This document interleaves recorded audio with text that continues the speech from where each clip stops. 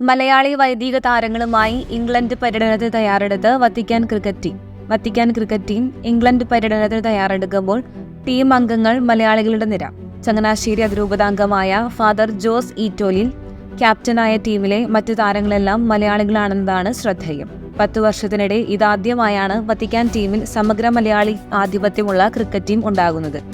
29-ന് ഇംഗ്ലണ്ടിലെത്തുന്ന team July 3 വരെ വിവിധ T20 മത്സരങ്ങളിൽ പങ്കെടുക്കും. വിശ്വാസത്തിന്റെ വെളിച്ചം എന്ന പേരിലാണ് വത്തിക്കാൻ ക്രിക്കറ്റ് ടീമിന്റെ രാജ്യാന്തര പര്യടനം.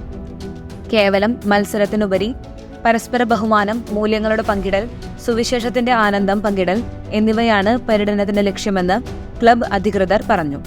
വത്തിക്കാനിലെ ഓസ്ട്രേലിയൻ സ്ഥാനപതി ജോൺ മക്കാർത്തിയുടെ ആശയപ്രകാരം 2013-ലാണ് സെന്റ് പീറ്റേഴ്സ് ക്രിക്കറ്റ് ക്ലബ് രൂപീകരിച്ചത്.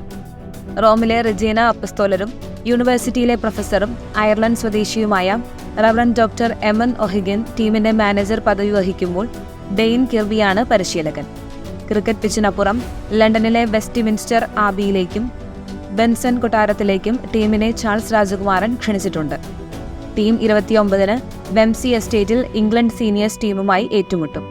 ജൂലൈ 1-ന് അരുണ്ടേൽ കൊട്ടാരത്തിൽ സെന്റ് മേരീസ് യൂണിവേഴ്സിറ്റി ടീമുമായും ജൂലൈ 3-ന് വിൻസർ കൊട്ടാരത്തിൽ ദ കിങ്സ് 11 ടീമുമായും ഏറ്റുമുട്ടും.